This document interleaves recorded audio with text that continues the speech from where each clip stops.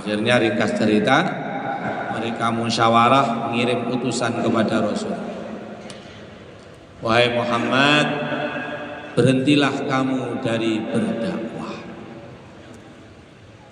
Kalau kamu ingin kekayaan, akan kami kumpulkan harta kekayaan, kita berikan untuk kamu, sehingga engkau menjadi orang yang paling kaya. Kalau ingin kedudukan, pangkat dan jabatan, akan kami angkat engkau sebagai pimpinan tertinggi, kedudukan tertinggi, jabatan tertinggi di kawasan ini. Dan apabila engkau ingin wanita, silahkan pilih wanita-wanita kami, gadis-gadis kami, mana yang kamu inginkan, pokoknya kita berikan. Harta ditawarkan, tahta ditawarkan, wanita ditawarkan. Yang penting berhenti dari dakwah.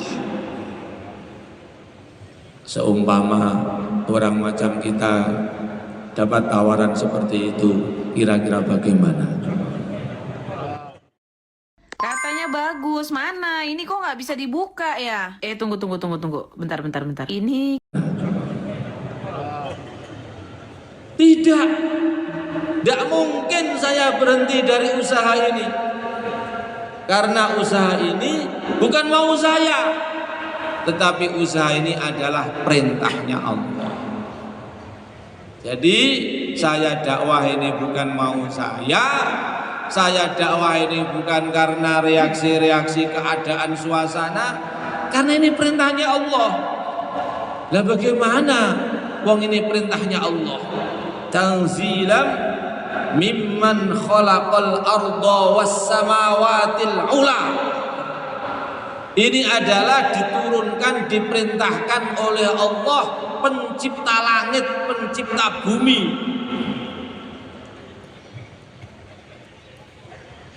Ar-Rahmanu 'alal 'arsy istawa. Dialah Allah yang Maha Rahman, yang menguasai segalanya, yang menguasai arasy, yang menguasai segalanya.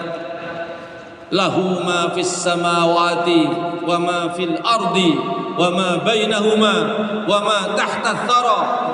Miliknya Allah semua yang di langit, miliknya Allah semua yang di bumi, miliknya Allah semua yang di bawah tanah, di bawah 7 petala langit, di atas 7 petala langit, di bawah 7 petala bumi, di antara duanya, semuanya itu miliknya Allah, semuanya dikuasai oleh Allah. Ya'lamus wa in tajhar bil qawli fa huwa ya'lamus sirra wa akhfa. Allah yang Maha tahu, yang Maha mendengar apa saja yang nampak, yang tidak nampak, yang tersembunyi, yang di dalam hati, semuanya diketahui, didengar, dilihat oleh Allah Subhanahu wa taala. Lalu bagaimana yang memerintahkan Allah, yang Maha Kuasa, yang Maha Agung, yang Maha segalanya? Maka tidak mungkin saya berhenti dari usaha ini. Bahkan apabila kamu datangkan matahari, engkau letakkan di sebelah kanan saya, rembulan di sebelah kiri saya, untuk berhenti daripada dakwah, daripada usaha ini, itu tidak akan saya lakukan. Yang muliakan Allah SWT, bagaimana baginda Nabi memberikan kepada kita contoh kesungguhan, megang teguh usaha yang agung ini, usaha yang mulia. Insyaallah yang muliakan. Yang muliakan Allah Subhanahu wa taala. Dan kita itu di dunia itu hanya sebentar, hanya sementara, sangat sebentar. Yang sementara ini tambah hari tambah sebentar. Tidak ada seorang pun umurnya tambah 1 hari, kecuali maknanya menjauh dari dunia 1 hari, mendekat ke akhirat 1 hari. Tidak seorang pun seseorang umurnya bertambah 1 tahun kecuali maknanya jatahnya di dunia berkurang 1 tahun, waktunya ke akhirat mendekat 1 tahun. Maka mestinya orang itu ulang tahun itu bukan gembira, nangis ulang tahun itu, berkurang jatahnya di dunia. Yang muliakan Allah Subhanahu wa taala, itulah kenyataan bagi kita dan setiap umat manusia. Ayyuhan nas, innama khuliqatid dunya lakum wa antum khuliqatum lil akhirah. Wahai manusia, sesungguhnya memang dunia ini, langitnya, buminya, tanamannya, hewan-hewannya, semuanya, gunung-gunungnya, tambangnya, memang itu semuanya diciptakan untuk kamu. Wa antum khuliqatum lil akhirah. Sedangkan kamu diciptakan bukan untuk dunia, tetapi adalah untuk akhirat. Maka ukuran kesuksesan yang sesungguh-sungguhnya bukanlah kesuksesan di dunia, tetapi nanti sukses di akhirat. Ukuran kemuliaan yang sebenar-benarnya bukanlah kemuliaan yang di dunia yang sementara ini.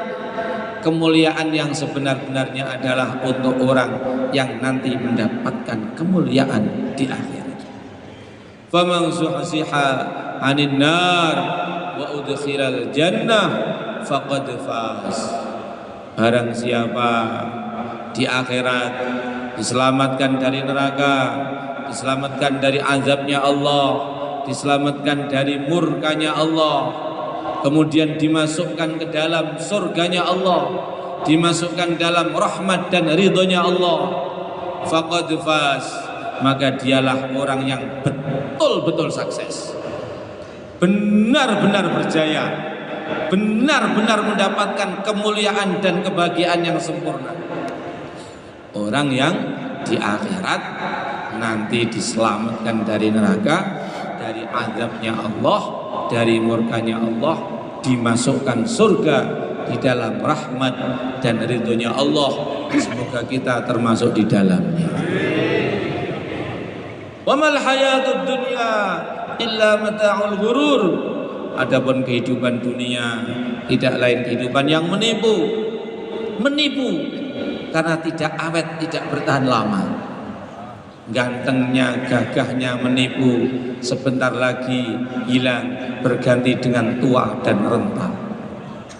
Cantiknya, moleknya menipu, berganti dengan tua dan renta, putih, ompong giginya.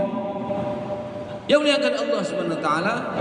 Oleh karena itu, ketika seorang sahabat bertanya kepada baginda Rasulullah sallallahu alaihi wasallam, "Ya Rasulullah, man aqyasun nas?"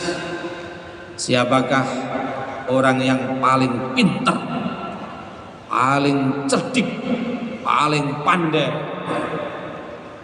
Maka dijawab oleh baginda Nabi, "Aktsaruhum lil mauti dzikra."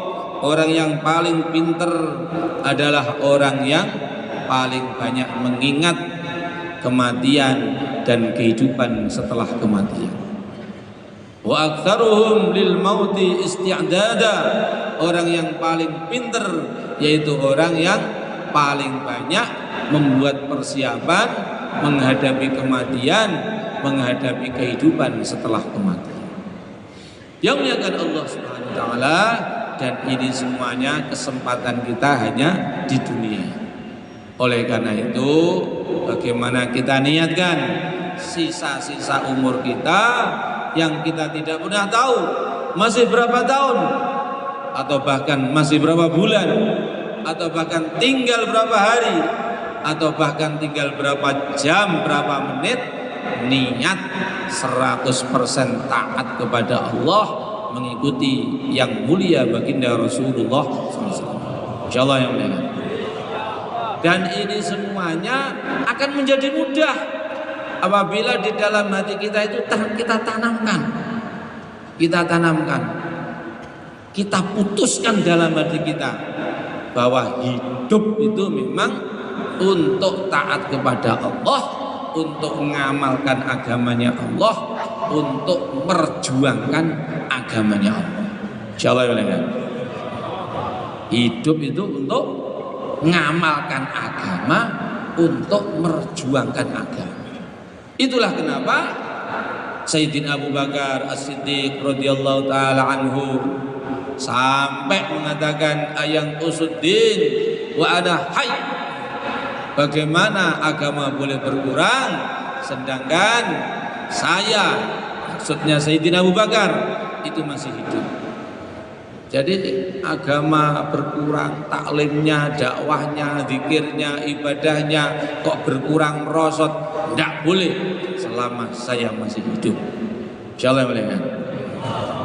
Maka yang muliakan Allah Subhanahu wa taala, hari ini kita akan bentuk jamaah-jamaah, akan kita kirim untuk keluar ke negeri jauh, keluar ke IPB, keluar 4 bulan dalam negeri, keluar pulau 40 hari dalam negeri, keluar pulau, keluar provinsi, kawasan-kawasan, daerah-daerah, di gunung-gunung, di pantai-pantai, di mana-mana akan kita bentuk jamaah-jamaah untuk dakwahkan agama, merjuangkan agama, menyampaikan agama.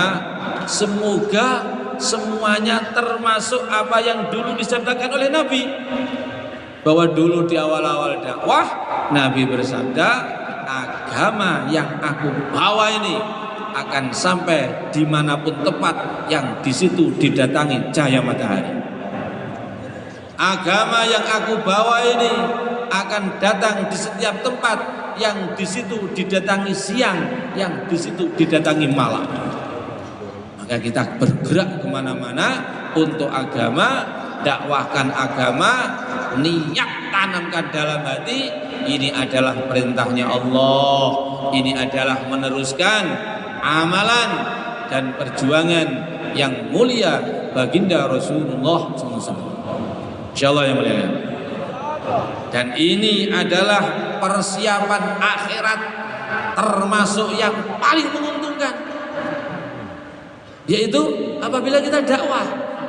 Hadraji Maulana Ilyas rahimahullah bertemu dengan orang sudah tua, bertemu dengan orang yang sudah tua, yang mana orang tua ini dulu mudanya ini top, ibadahnya top, sholatnya top, tahajudnya top, zikirnya top, tetapi seiring dengan menuanya usianya, melemah fisiknya, puasanya berkurang, salatnya berkurang, fisiknya melemah. Maka Hadraji Maulana Ilyas rahimahullah beliau mengatakan, wahai orang tua, sekarang kesemangatan, kegairahan, kekuatan ibadah kamu tidak seperti dulu ketika waktu kamu masih muda. Benar. Tetapi maukah aku tunjukkan kepadamu amalan yang dengannya pahala kamu tidak kalah, bahkan bisa melebihi ketika kamu waktu muda. Oh, mau saya. Bagaimana caranya ini? Berdakwah keluar di jalan Allah. Yang muliakan Allah SWT, orang berdakwah, ngajak orang ibadah, kemudian yang diajak dapat hidayah ibadah, maka yang ngajak dapat setoran ganjaran, setoran pahalanya. Ngajak orang sholat jamaah, yang diajak berangkat, ngajak orang itu pun dapat pahala. Yang diajak berangkat, maka yang berangkat itu dapat pahala dan juga ngirim pahala untuk yang ngajak. Maka diceritakan bahwa nanti di akhirat ada seseorang yang di dunia usaha iman, usaha ibadah, juga usaha dakwah, sungguh-sungguh dia menjadi terkejut-kejut oleh pahala yang diberikan oleh Allah kepadanya.